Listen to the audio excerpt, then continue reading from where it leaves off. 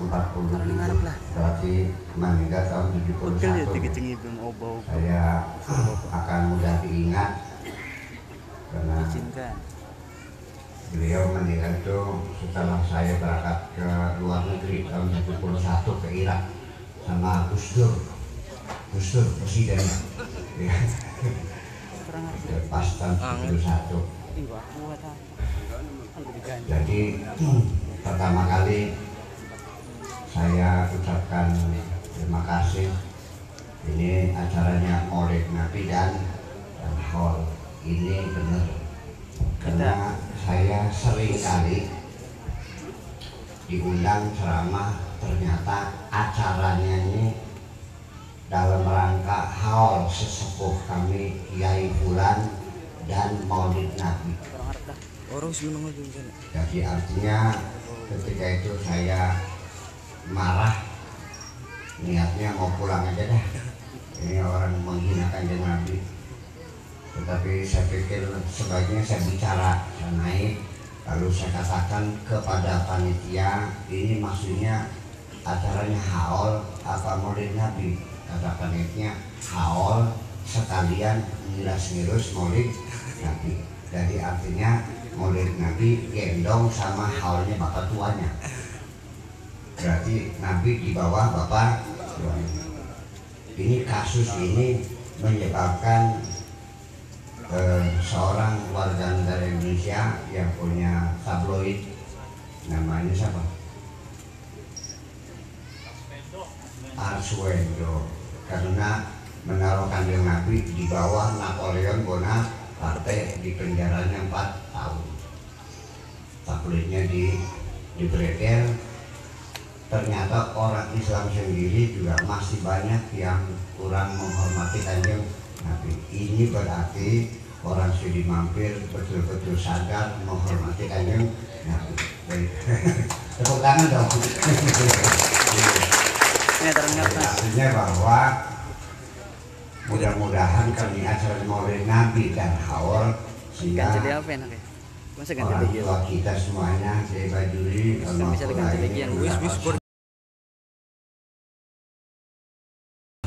itulah kadang-kadang ibu-ibu dan bapak sekalian mungkin karena ya tidak cinta.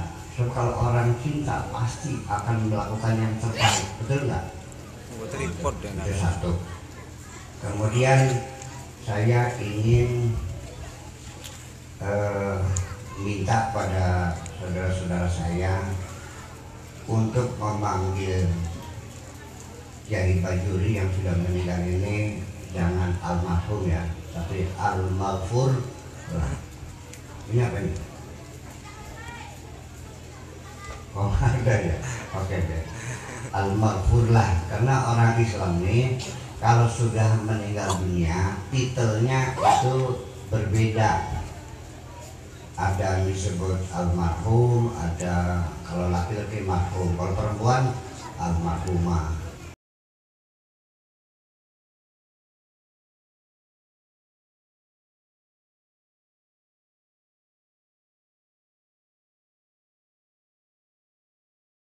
Apa bedanya? Kalau yang meninggal itu orang biasa seperti saya dan bapak-bapak itu sekalian, orang biasa yang banyak dosanya, kan gitu. Ini kalau meninggal disebutnya almarhum dari kata rahmat. Jadi panggilan untuk orang yang sudah meninggal dalam tradisi Islam itu ada mengandung makna doa. Makna doa disebut almarhum karena isinya kita mudah-mudahan didoakan supaya dia mendapat rahmatnya Allah Subhanahu wa ta'ala. Jadi kalau laki-laki almarhum, kalau perempuan almarhumah. Kenapa rahmat? Karena dosanya banyak seperti kita nih.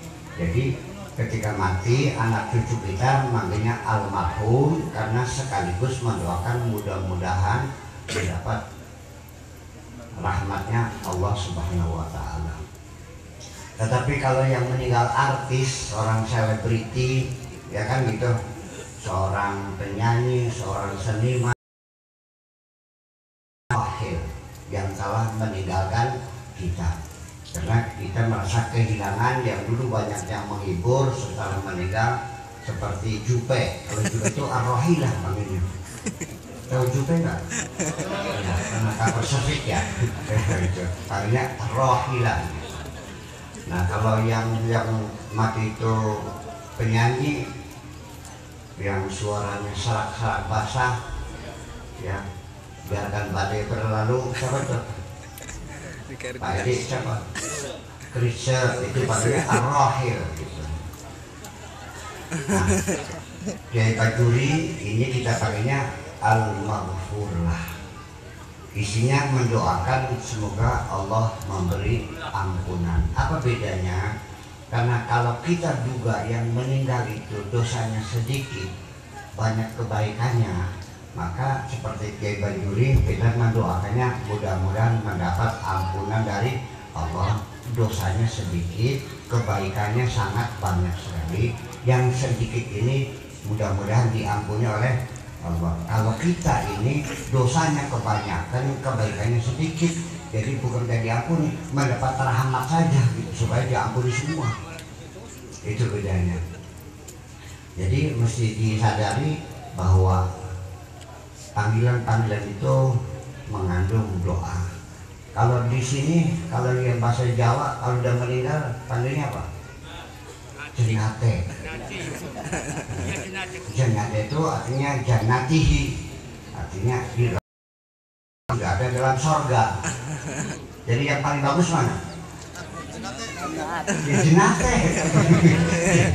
Sudah selesai diampuni, sudah selesai dirahmati, sudah ada di dalam surga. Jadi yang paling hebat ya jenate. Jenate kita curi. Jadi mudah-mudahan sekarang sudah masuk dalam surga. Mudah-mudahan betul seperti itu, amin. Mudah-mudahan. Nah, selanjutnya ini malaikat ini bingung kalau yang mati itu seperti kita ini mau dimasukkan ke surga banyak dosanya, mau dipentungin dalam kubur ada imannya, ada kebaikannya. Jadi bingung mereka. Jadi ya Allah, ini diapakan mayatnya, digebukin enggak? Atau kita masukkan surga? Kata Allahnya, ya janganlah. Jadi gimana? Ya bingung. Mau masuk surga bawa dosa banyak, mau digebukin juga bawa kebaikan-kebaikan. Jadi gimana? Pukul saja teringanya. Wadarabna ala adharihim, pukul pak itu belum tidur. Nah, begitu tidur lelap sampai nanti datang hari kiamat dalam keadaan tertidur. Nah, nanti setelah datang kiamat barulah kita ini nanti dibangkitkan lagi oleh Allah. Bangun. Nah, ketika kita dibangunkan, kita terkejut, ya. Ada yang membangunkan, dan ketika itu kita berkata kepada yang membangunkan kita, qalu ya wailana man ba'atsana mim marqadina. Aduh, ini siapa yang membangunkan kami? Mambahasana, siapa yang membangunkan kami? Mimar kodina lagi enak-enak itu disapa ya karena goyang-goyang fokusnya jadi hilang. Ini siapa gerangan yang membangunkan kami sudah enak-enaknya tidur? Lalu oleh malaikat dijawab, hadza ma wa'ada rahmanu wa sadaqal mursalun. Surat apa tuh, Bu? Surat apa tuh? Apal semua ya.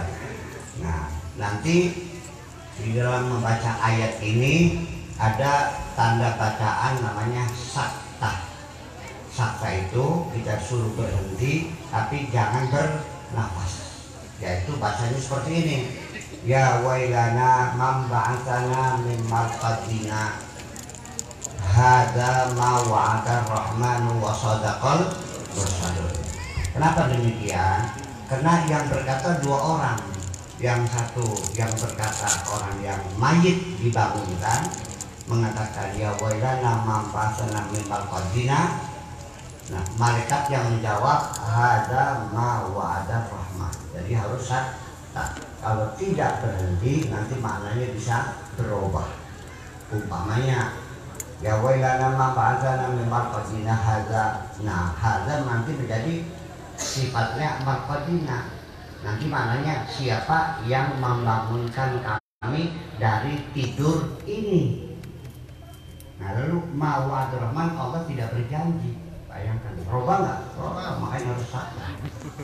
Makanya terlepas nanti ibu-ibu mengerti makna atau tidak, sebaiknya tanda-tanda baik itu ikuti saja. Karena ini hasil karya para ulama-ulama yang menuntun kita supaya jangan salah baca. Paham Bu? Jadi kalau ada lam alif tidak boleh berhenti, kan begitu. Kalau kola artinya bagusnya berhenti, kalau terus boleh, kalau sholat boleh berhenti, kalau langsung bagus. Itu tanda-tanda baca. Nah itu apakah mungkin Kiai Bajuri seperti ini? Ini beberapa kategori orang yang sudah meninggal, yaitu satu statusnya ditidurkan lalu dibangunkan hari kiamat. Kalau kita ini semuanya bernasib seperti itu, ditidurkan lalu dibangunkan hari kiamat, sudah untung pisan. Orang dipentung sih ya kan, tertidur ya seperti itu. Kemudian yang kedua, orang yang tidak membawa iman, kejahatan semuanya, kebaikannya nggak ada, kosong, jahat, hatinya kasut saja, orangnya sombong terus, orangnya apalagi pedih terus. Nah, itu kalau orang yang hatinya rusak seperti itu di dalam kubur, sekalipun di dunia dia bisa melakukan pencitraan sebagai orang dermawan, sebagai pahlawan, mungkin orang pada menangis kehilangan, tapi Allah tidak bisa dibohongi, tahu semuanya. Malaikat juga sudah siap berdiri di samping kuburan. Bagian kuburan bersabar, pengen mantung lucakan. Ayo cepat kubur, udah gak tahan nih, gue mau mukulin orang ini, jahat ini. Begitu dikubur, itu langkah berikutnya ditinggalkan, langsung bak sampai kiamat. Udah pada benjol, dikasih beras kencur lagi, sembuh, kan mulai dibak. Siapa yang nggak bekerja? Nah, makanya nggak boleh hati jahat. Yang ketiga adalah orang yang statusnya tidak mati. Secara zahir kelihatan mati, tapi secara batin dia tidak mati. Statusnya masih hidup dan masih menerima rezeki dari Allah. Siapa itu? Adalah para syuhada, para sholihin, para aulia, para pahlawan. Itu ketika mereka mati di medan pertempuran, kata Allah, jangan sekali-kali kamu menduga mereka sudah mati. Tidak, sama sekali tidak. Mereka masih hidup dan masih mendapatkan rizki dari Allah. Wala tahsabanna alladziina qutilu fi sabilillahi amwata bal ahya'un 'inda rabbihim yurzaqun. Maknanya wala tahsabanna, jangan sekali-kali kamu menduga, alladzina qutilu, orang-orang yang terbunuh, fi sabilillah, membela kebenaran Allah, amwata, kamu duga mereka sudah mati, bal ahyaun, tidak, tetapi mereka masih hidup, inda rabbihim yurzaqun, mereka mendapatkan rezeki dari Allah, ay yurzaquna inda rabbihim, mereka masih mendapatkan rezeki. Mungkin nggak Ki Bajuri termasuk golongan ini? Mungkin mengapa tidak? Ya mungkin hati di sini, duduk mungkin situ di samping apa anaknya. Kamu itu anak gimana sih? Anak takut tuh. Anak berarti mamang ya. Ya. Coba tuh duduk di situ. Tapi Pak, walakinna aksaron nasi la yash'urun. Tapi kebanyakan manusia tidak bisa merasakannya, keberadaan mereka. Tapi mereka masih ada mendapatkan rezeki, bisa mengunjungi anak cucu, bisa membimbing anak cucu sampai sekarang ini. Tapi kalau dicari di rumahnya, ya nggak ada tiba-tiba. Rumah itu udah hilang rumahnya ya. Rumahnya hilang dari nggak. Iya. Di sawah udah nggak ada, ya kita mengatakan sudah dikubur. Karena kita, kata Allah mengatakan tidak, mereka itu masih hidup, masih mendapatkan rezeki. Nah, tahun depan katanya mau undang apa? Habib Lutfi. Nah, Habib Lutfi itu salah satu orang yang diduga oleh Gus Dur bisa berkomunikasi dengan alam barzakh.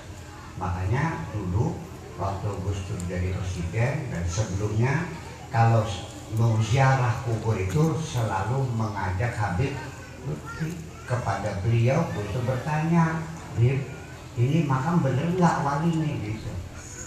Nanti ya, dia mengatakan betul Gus, ini wali. Kadang-kadang bukan, ini kosong.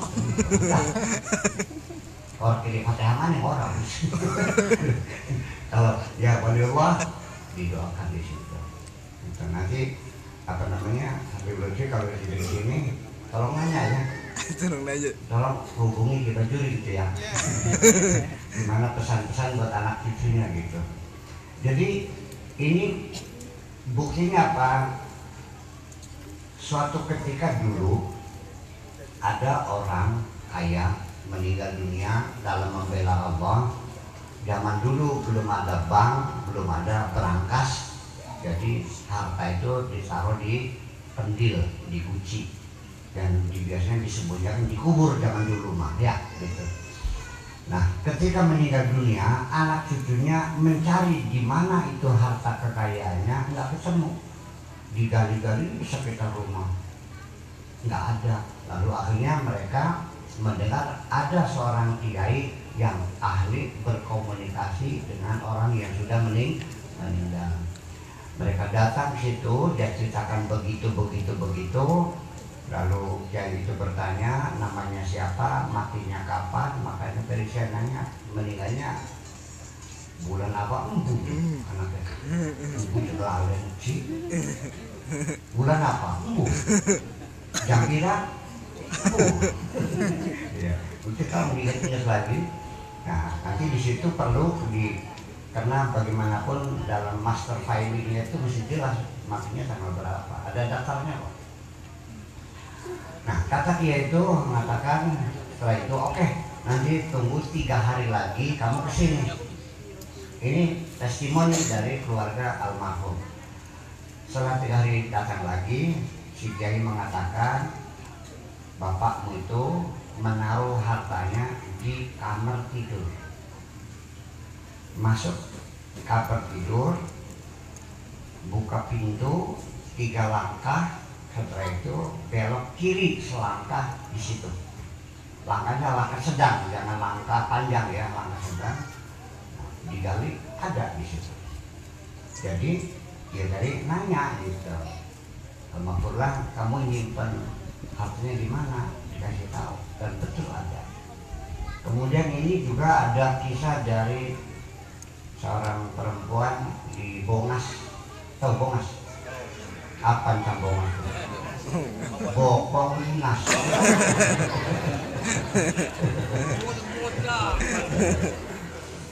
Itulah.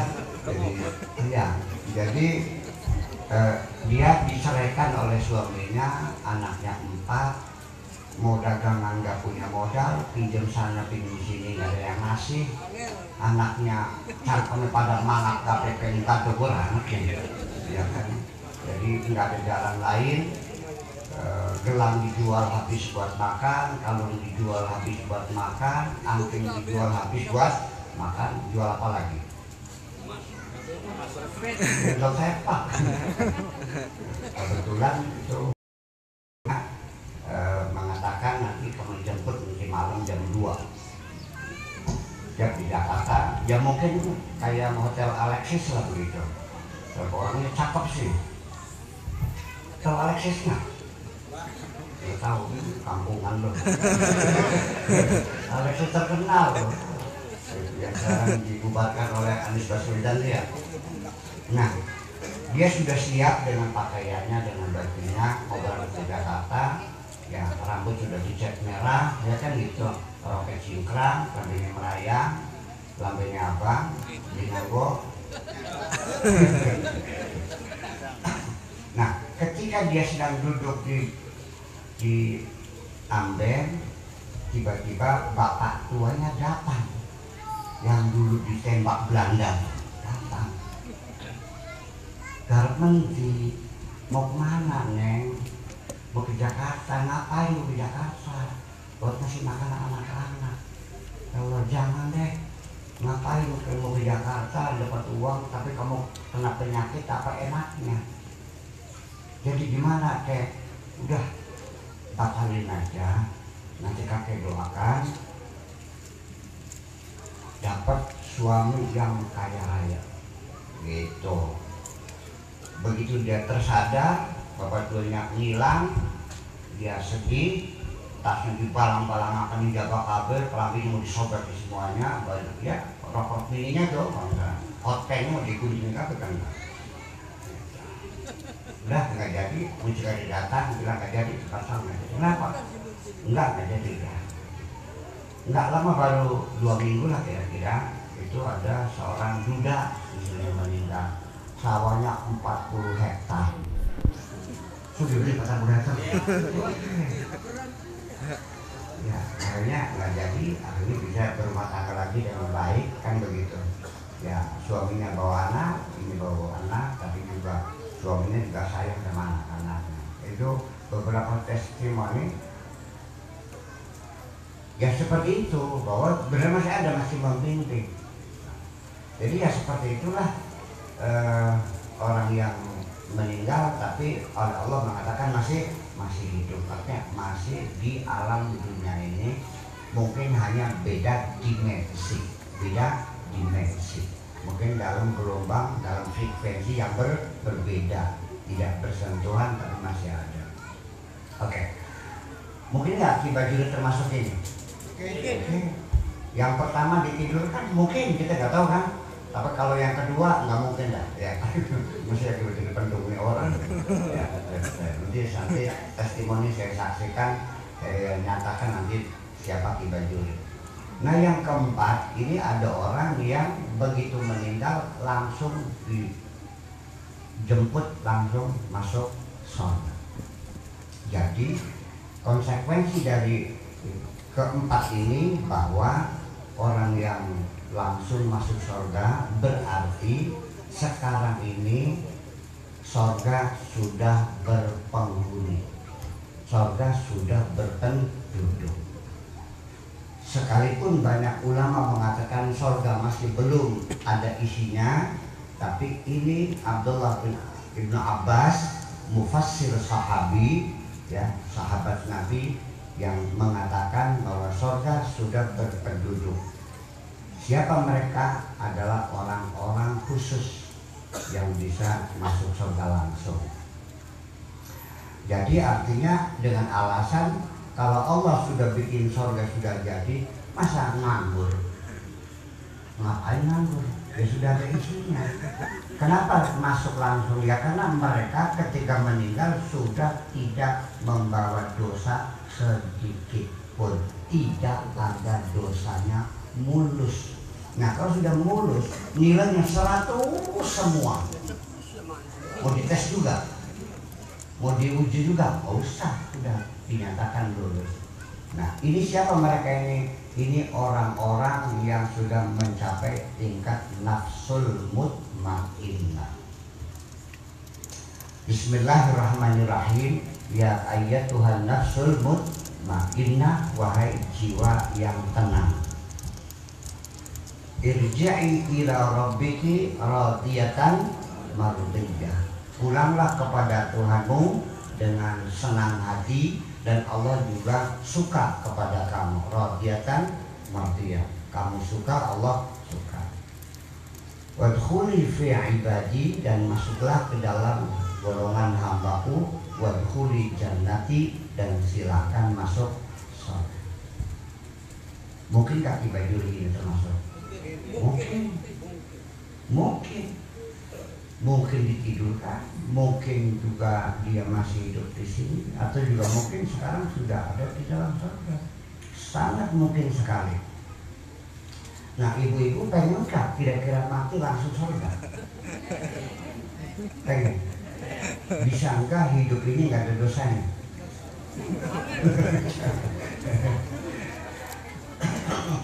Tapi ada orang yang bisa.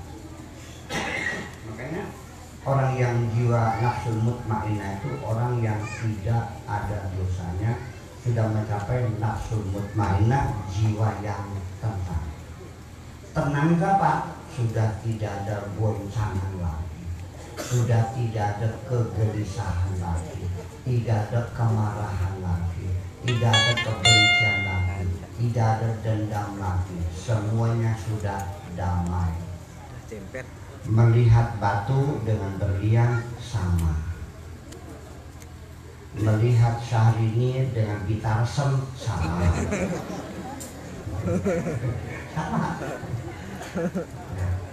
Melihat apalagi, melihat gedong sama umat kuku sama.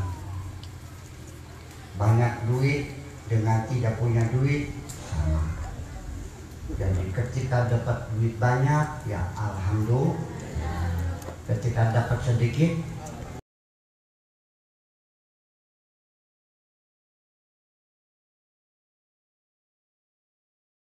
jangan sedikit pun. Di payu-payu laki, alhamdulillah.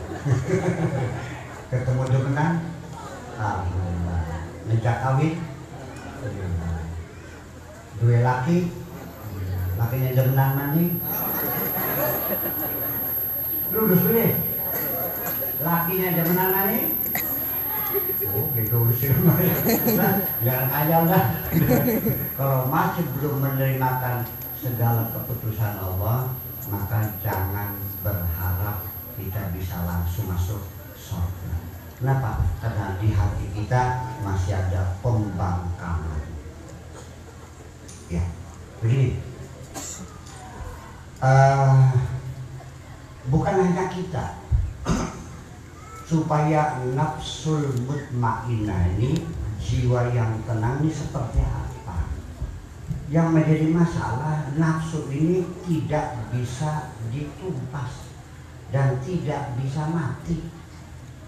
Ya, kitanya berdiri, nafsunya berdiri. Kitanya duduk, nafsunya berdiri. Kitanya melek, nafsunya melek. Kitanya tidur, nafsunya melek.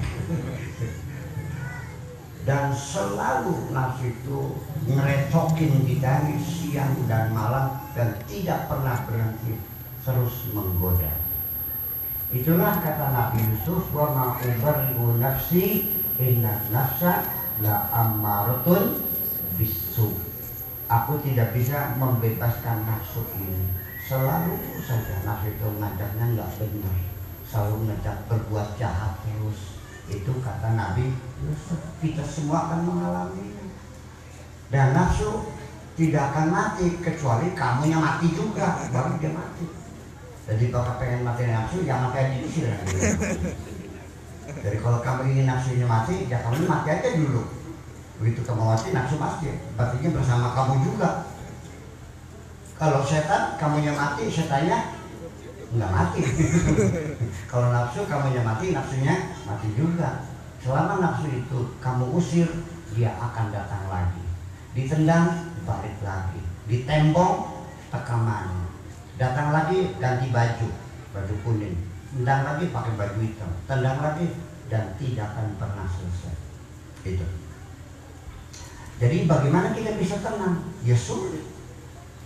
Jadi kepengen ibu pengen nggak jiwanya tenang?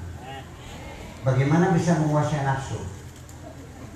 Caranya gimana? Nah, ini ada password dari ayat tadi, surat Yusuf tadi, wa ma ubari'u nafsi inna nafsa la'ammaratun bisu illa ma rahima rabbi. Kecuali Kita tidak bisa melawan nafsu kecuali kalau kita disayang oleh Allah. Jadi kiatnya bukan melawan nafsu, tapi kita berupaya bagaimana kita disenangi oleh Allah. Itu aja.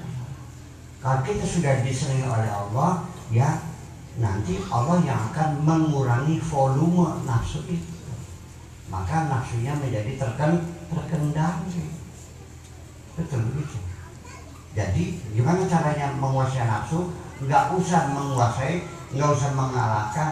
Yuk kita bareng-bareng bagaimana membuat Allah supaya senang kepada kita. Idama rahimah rabbi. Selanjutnya pertanyaan saya, bagaimana caranya supaya Allah senang kepada kita? Tahu nggak caranya? Sholat tahajud? Enggak. Sedekah? Enggak. Apalagi?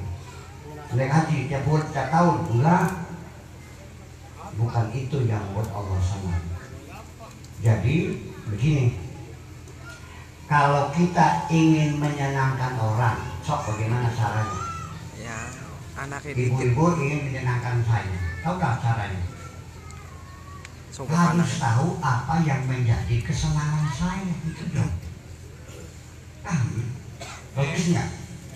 Kalau Anda ingin menyenangkan saya, Anda harus tahu apa yang menjadi kesenangan saya. Kalau tidak, ya tidak tepat sasaran. Ada orang di Sunan Gunung Jati, dan ini sering terjadi, bukan sekali dua kali, sering tiap bulan minggu ada aja. Dia sedang sakit, diponis kata dokternya mati, akhirnya dia puasa di Sunan Gunung Jati.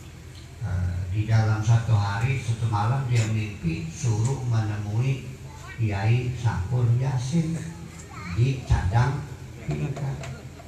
Jadi dia datang dengan bawa baju baru sama rokok, bajunya ukurannya XL, rokoknya G Samsung.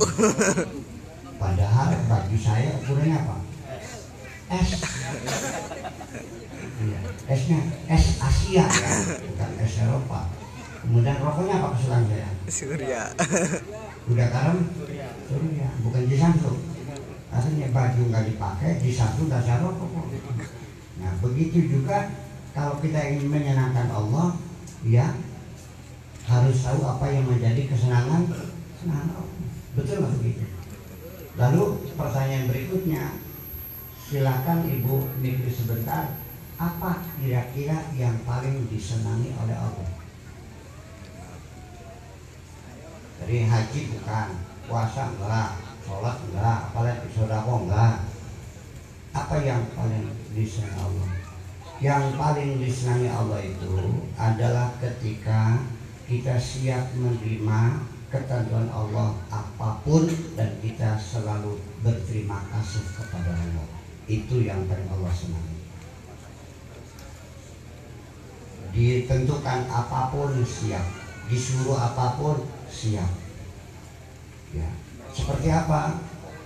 Ketika Allah menyuruh apapun, tidak ada tawar menawar. Wa qalu sami'na wa ata'na ghufranaka rabbana wa ilaikal masir. Sami'na, siap kami terima segala perintahmu ya Allah. Wa ata'na, dan siap kami laksanakan segala perintahmu ya Allah. Ketika ada kesalahan, ghufranaka, ampunilah kami ya Allah. Wa ilaikal masir, keputusan terakhir ada di tanganmu. Itu maknanya. Siap laksanakan sebisa-bisa kita, nggak usah tawar menawar. Dalam pelaksanaan ada kesalahan, ya Allah ampunilah kami. Dan keputusan terakhir silakan engkau yang menentukan. Sampainya wa ta'ana ghufranaka rabbana wa ilaikal masir. Oke, sekarang nanya. Ketika seharian hujan saja, kecek tuh. Popok beli garing-garing,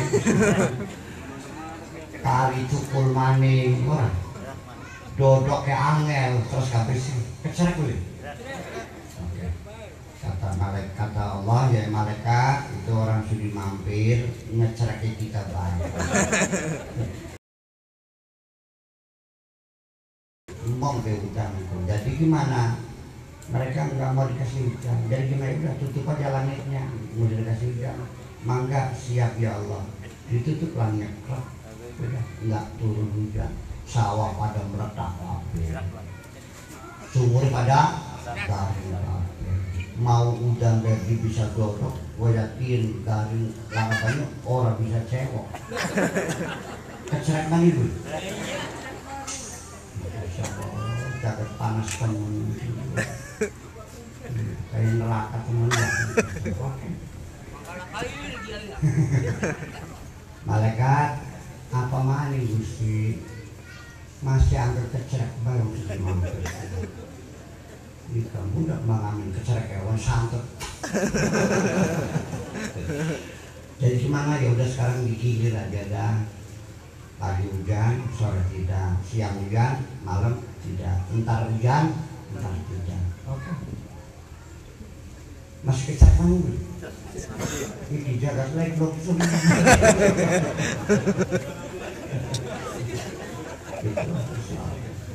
Yang untuk membuat hati selalu menerima apapun keputusan Allah. Itu yang paling sulit. Kalau belum bisa begitu, jangan berharap engkau bisa masuk surga langsung. Diproses dulu, diadili dulu, dibuka kitabnya. Untung saja. Oke. Jadi hujan terus, alhamdulillah. Enggak hujan-hujan, entar hujan entar enggak, lulus juga nih. Nah, saya bilang lagi, dapat duit banyak, lulus. Dapat duit sedikit, nggak dapat duit, lulus. Duitnya hilang, separuh yang lulus. Nggak dapat suami, alhamdulillah. Ketemu sama pacar, ngejak kawin, dari lulus. Punya suami, alhamdulillah. Suaminya pacaran lagi, nggak ada yang lulus nih. Udah. Kalau itu memang sulit, ada cara yang paling mudah, yaitu bahwa kalau kita yakin kita selalu bersalah, berapa banyak kesalahanmu, setiap satu kesalahan segera bertobat kepada Allah. Karena nanti di penghujungnya orang yang hebat itu bukan orang yang tidak berdosa. Lau annakum lam tudnibu, katakan Nabi. Allah mengatakan bahwa andaikan kamu tidak pernah berbuat dosa, la dhahaballahu bikum jami'an, kamu akan dimatiin semua oleh Allah. Allah tidak bangga dengan manusia-manusia yang tidak berdosa itu. Wa ya'ti bi khalqin jadid, lalu Allah akan bikin makhluk yang baru. Fayudnibuna fayastaghfiruna fayughfaru. Mereka banyak berdosa, mereka banyak minta ampun, dan mereka diampuni oleh Allah. Itu yang hebat. Terus paham? Jadi yuk kita memperbanyak tobat. Barangkali saja sebelum kita meninggal dosa kita diampuni oleh Allah, dihapus semua dosa kita, termasuk kita kembali tanpa membawa dosa. Itu pun bisa masuk. Tetapi kesulitannya apa? Kesulitannya itu diri kita sendiri. Bahwa introspeksi itu tidak mudah. Ada beberapa kesulitan-kesulitan, yaitu kejujuran kita sendiri. Sangat sulit kita mengakui bersalah. Gelembusung gitu. Sulit orang ngaku bersalah. Saya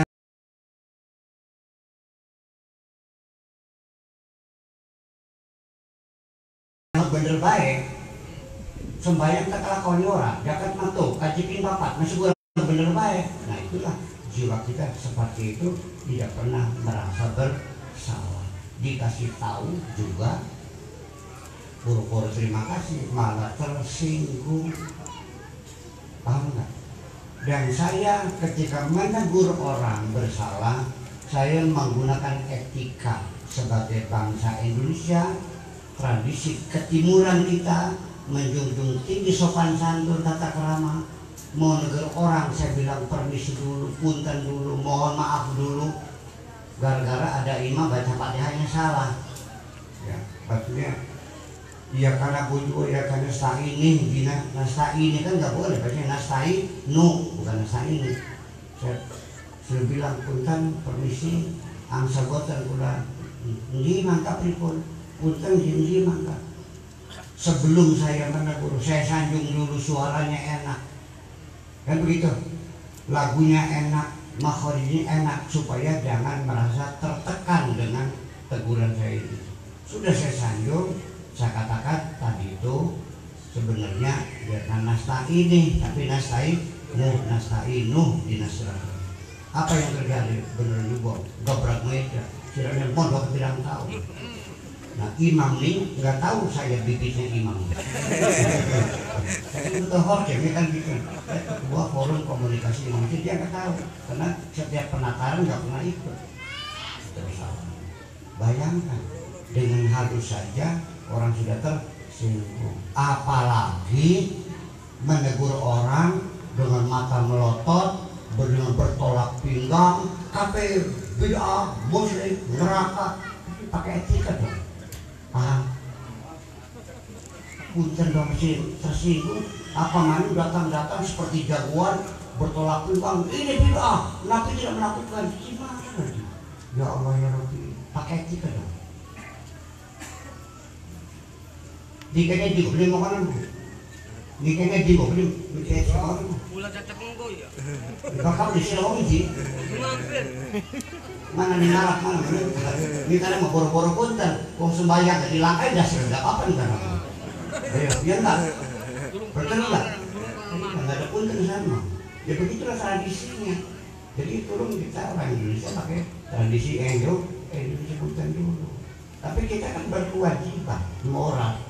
Ada orang lewat, di situ ada sumur, kan bisa kejebur kan? Terpanggil kita menegur orang, betul nggak? Iya dong, tapi yang baik cara negurnya. Kalau tidak baik, ya akan menjadi pertengkaran nanti. Ke depan insya Allah jangan sampai terulang seperti itu lagi menegur masalah itu. Jadi pada kesimpulannya ini bahwa ternyata bahwa perlu kita selalu meminta ampun kepada Allah Subhanahu wa Ta'ala. Oke.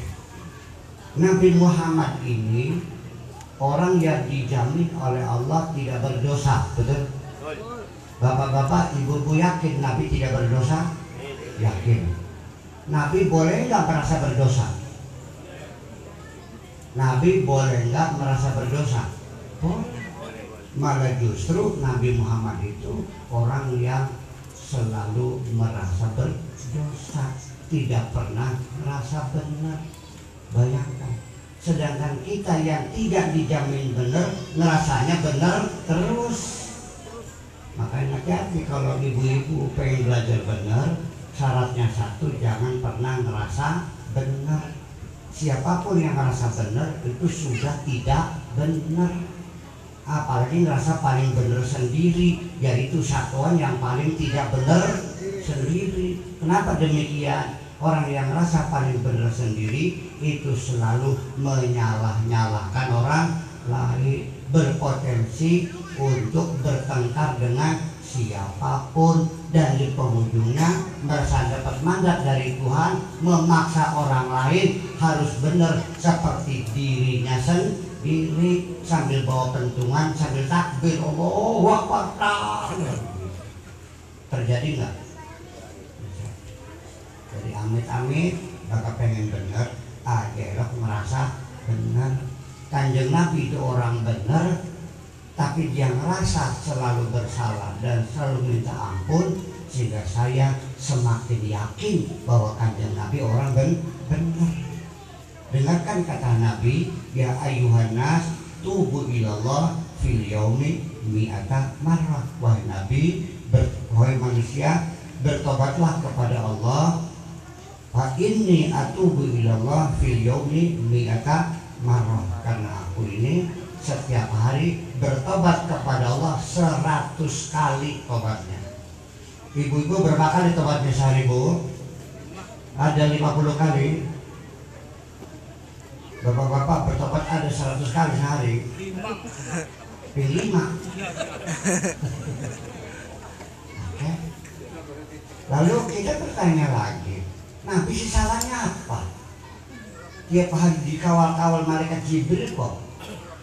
Lalu masih salah juga. Ya, Nabi merasa bersalah. Boleh kan? Kita mengatakan tidak bersalah. Nabi boleh nggak merasa bersalah? Nah, seperti apa Nabi merasa bersalah?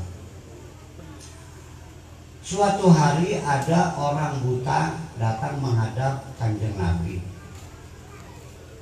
Orang buta ini datang ya seperti biasa untuk ngobrol bersama Rasulullah. Hanya kebetulan waktu itu nabinya sedang rapat dengan sahabat-sahabat besar, sedang membicarakan strategi perjuangan.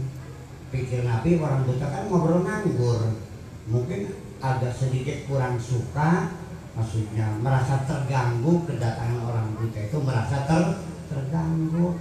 Akhirnya mulut mukanya cemberut, lalu dia buang muka. Abasa wa tawal anja'ahul. Begitu Kanjeng Nabi cemberut, begitu dia buang muka pada orang buta, langsung datang teguran dari Allah, Bismillahirrahmanirrahim, abasa wa tawalla anja'ahul a'ma. Kanjeng Nabi begitu ditegur Allah langsung menetikan air mata dan meminta ampun kepada Allah. Nangisnya 3 hari 3 malam. Nanti ingat lagi, air mata meleleh lagi, ya Allah ampunilah aku. Nanti siang nangis, ya Allah ampunilah aku. 3 hari 3 malam Allah meminta. Kanjeng Nabi meminta ampun kepada Allah Subhanahu wa Ta'ala karena cemberut sama orang buta dan membuang muka dari orang buta. Pertanyaan saya, ibu-ibu sekalian, orang buta dicemberuti tersinggung nggak, Bu?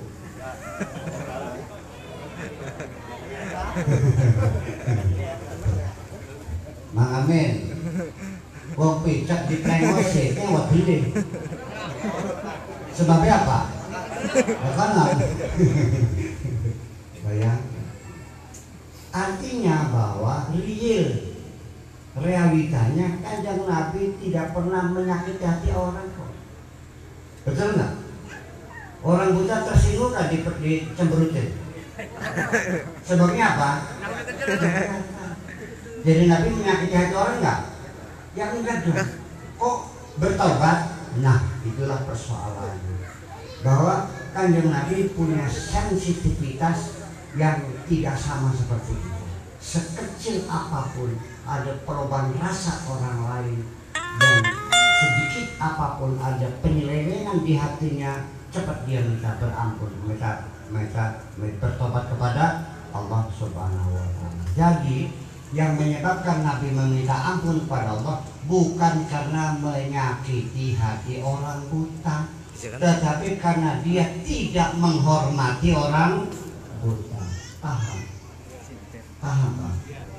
Ya, tidak menghormati itu dosa. Makanya kan jangan dipesan, maka yu'minu billahi wal yawmil akhir falyukrim dhaifahu.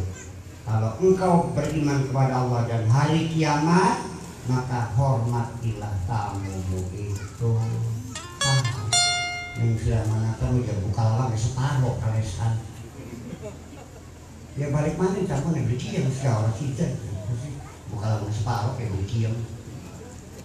Betul nggak? Dan jangan pernah bertanya kepada tamu kapan pulangnya.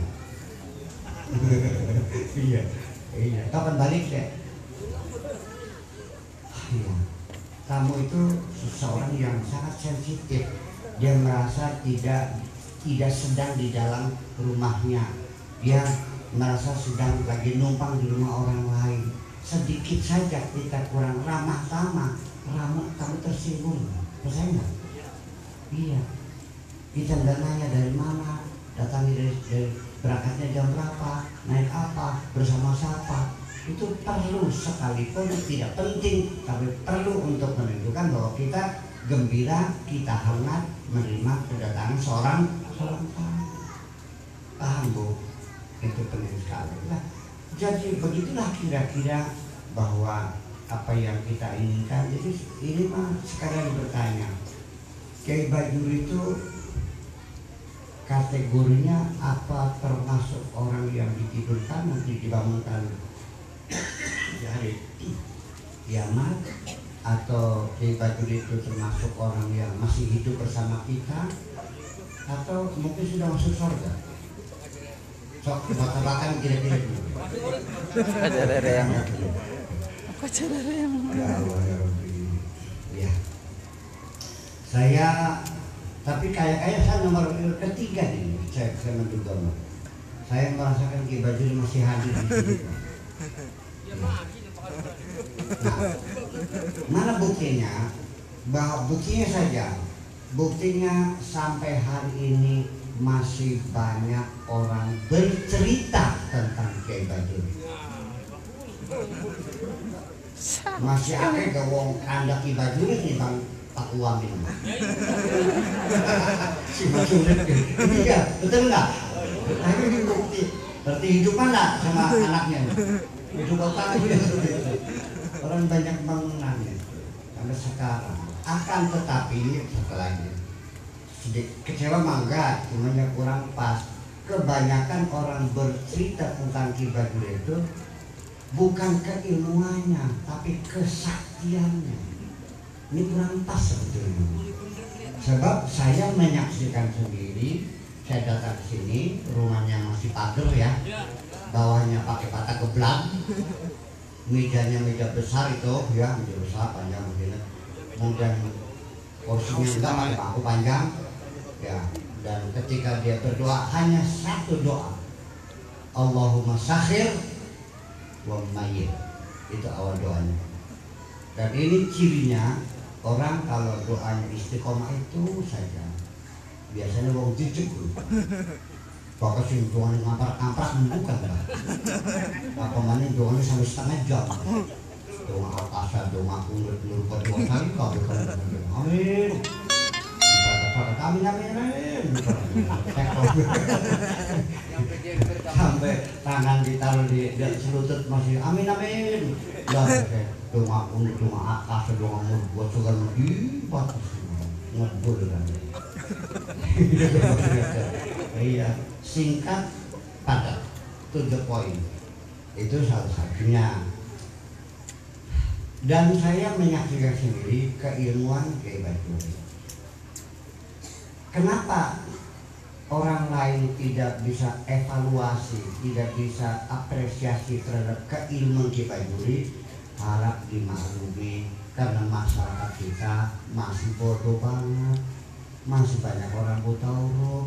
Di kampung sini ini belum ada orang bisa berbahasa Indonesia. Di kertas maya saja kalau saya pulang pakai bahasa Indonesia ditinggal pergi. Bu, barang atik. Mau ngapak nih? Masa mulai keting, sobut sudah. Seperti itu. Karena dia nggak ngaku, artinya masa bodoh sekali. Tapi Kyai Bajuri di rumahnya dia koran. Kasihkan. Waktu itu korannya ada Suara Rakyat ya, kemudian apa namanya Pembaruan ya, Suara Karya, Golongan Karya, waktu itu baca. Artinya beliau mengikuti perkembangan dakwah. Sekalipun tinggalnya di kampung jauh ini, tapi saya nggak tahu dari mana dapat korannya. Nggak tahu sih dapatnya. Nah ini, jadi kesaktian ini bisa menjadi cerita orang banyak. Sampai di luar Indramayu, semua orang dengar Kyai Bajuri itu. Dan saya sering ditanya. Kasihnya sampai itu warisnya Kyai Bajuri. Iya saya bilang, pernah kali saya bilang. Oh iya, cerita sok bilang begitu. Nah, saya mau cerita. Pak Haji Yusuf itu di Binaria, jembatan Mencos tuh, itu muridnya bapak saya. Jadi dia cerita dan banyak kenal Kyai Bajuri cerita bahwa Kibajuri itu orangnya saktinya luar biasa. Bahwa satu hari ada truk jatuh oleh di Cadas Pangeran. Palingnya obatnya apa tuh? Sumedang. Sumedang ya, Sumedang itu jatuh. Ada mesin derek, ditariknya pakai benang. Kata Haji Yusuf itu ngobrol sama saya. Sakti kan? Saya bilang enggak ah. Ya orang sakti orang kan kalau air. Sing sakti kan yang masa gue benang, pakai sakti. Dia mau benanganin. Ayo konon sih. Saya bergurau waktu itu bilangnya. Karena pakai benang kan katanya hebat. Saya bilang yang hebat benang, aku masih pakai benang. Jadi yang sakti gimana? Ya nggak pakai benang lagi. Niat saya bergurau. Rupanya dia memancing saya. Ada truk tronton berisi muatan pasir seberat 60 ton keblebes, gardannya udah masuk ke dalam pasir. Kalau begitu, mari kita buktikan. Lucu kayak ya, jadi saya juga jadi bingung kenapa dia begini. Ayo buktikan. Ya Allah, saya minta ya Allah mudah-mudahan dibuktikan kebesaranmu kan gitu. Jadinya tadinya mau dibongkar pasir itu. Saya bilang udah turun semuanya, mana sopirnya naik. Starter masih gigi satu ya, starter kan pantatnya angkat keluar. Akhirnya tadi yang punya rantainya putus nih, sekarang cukup dengan dipegang bokongnya saja. Apa yang terjadi sejak itu? Tukang sekop pasir setiap saya datang menyapa dengan hormat, mencium tangan, dibolak-balik juga. Saya bangga enggak? Tidak. Mereka semakin hormat kepada saya, tapi ternyata tidak sembahyang. Paham?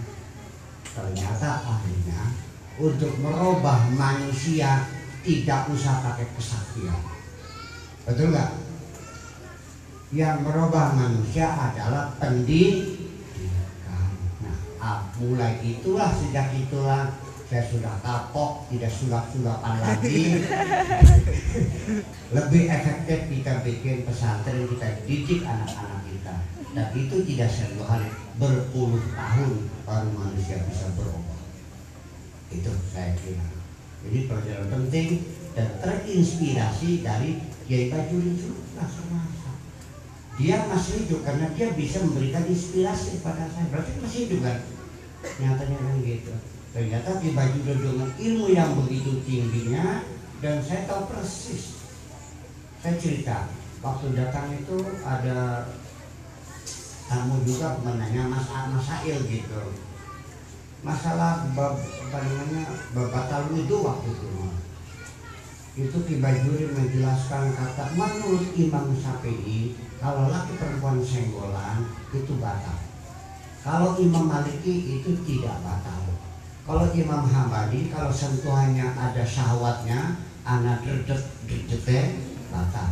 Kalau tidak ada ya tidak batal.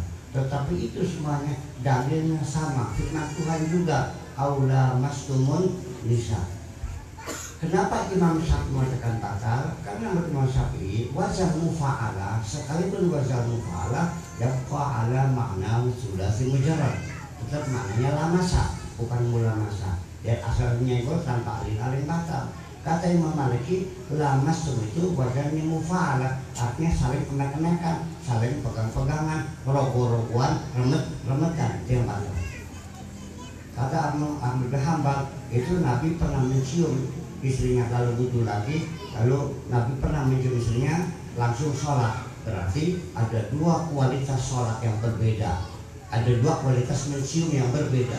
Ciuman pertama tidak ada syahwatnya, langsung sholat. Ketika mencium yang kedua ada syahwatnya, Nabi sholat. Persis dia muqaranatul madzhab, 4 mazhab hafal semuanya. Pinter dulu. Pinter boleh? Ya tapi karena di tengah-tengah masyarakat yang bodoh, ilmunya tidak dihargai. Yang bisa hanya kesaktiannya saja yang kelihatan. Ya betul. Mungkinkah orang pinter dihormati di tengah masyarakat bodoh? Mungkinkah orang bisa hidup sehat di tengah masyarakat berpenyakitan? Mungkin beliau hidup sehat sendirian, sebelah kanannya kena penyakit AIDS, sebelah kirinya kena penyakit gonore, sebelah sananya kena diare mencret, kirinya kena lepra. Mungkin nggak selamat ya? Nggak bisa sehat sendirian. Jadi kita harus sehat bersama-sama. Baru ada artinya. Kalau kita kaya sendirian, rumah kita 50 miliar, ya kan gitu. Mobilnya 10, tapi kanan kiri rumah gubuk, semua orang pada kelaparan, dirampok nggak gitu? Jadi kita tidak bisa makmur sendirian, harus makmur bersama-sama, harus sehat bersama-sama, dan harus pintar bersama-sama. Tidak ada artinya ilmumu kalau engkau hidup di tengah masyarakat yang masih goblok gitu, tidak akan ada yang menghargai kamu. Yuk sekarang dan semangat hal Kibajur ini, kita bangun negeri kita ini supaya pintar kabeh. Amin. Pulangnya ya ketemu dengan ada. Baik. Jadi ujung-ujungnya mah saya kasih ijazah untuk Wamima ini, silakan dibaca. Kalau ini tahu persis caranya ya silakan. Tapi ya sudah tahu caranya ya. Silakan nanti minta hari apa. Nggak usah tiap hari karena kalau di pondok tiap hari, kalau di sini seminggu sekali aja ya.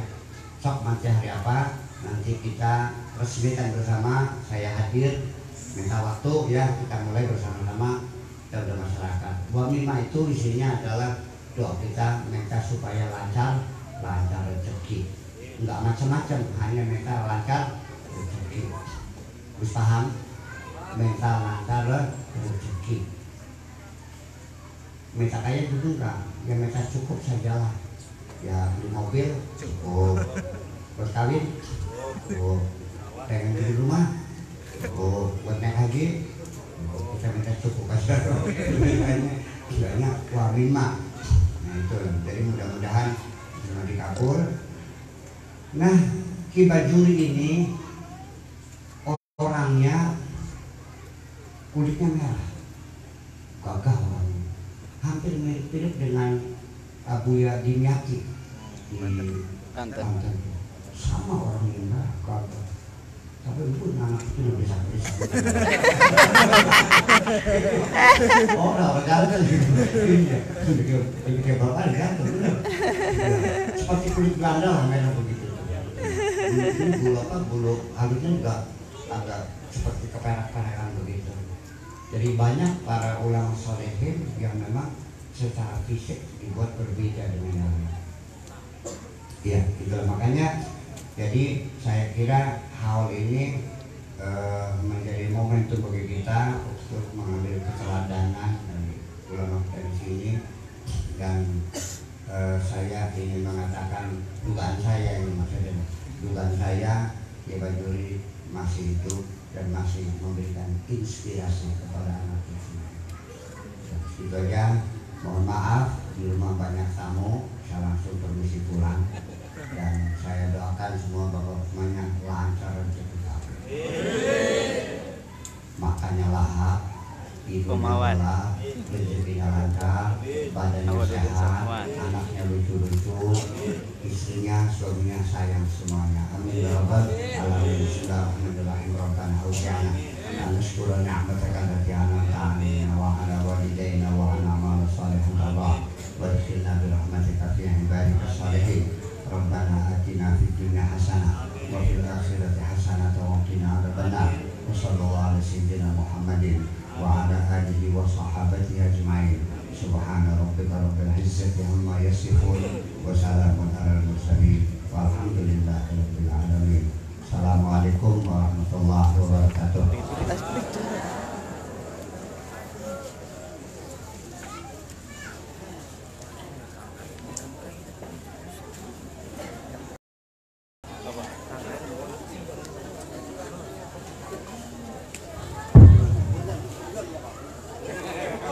Acara selanjutnya pengumuman sedikit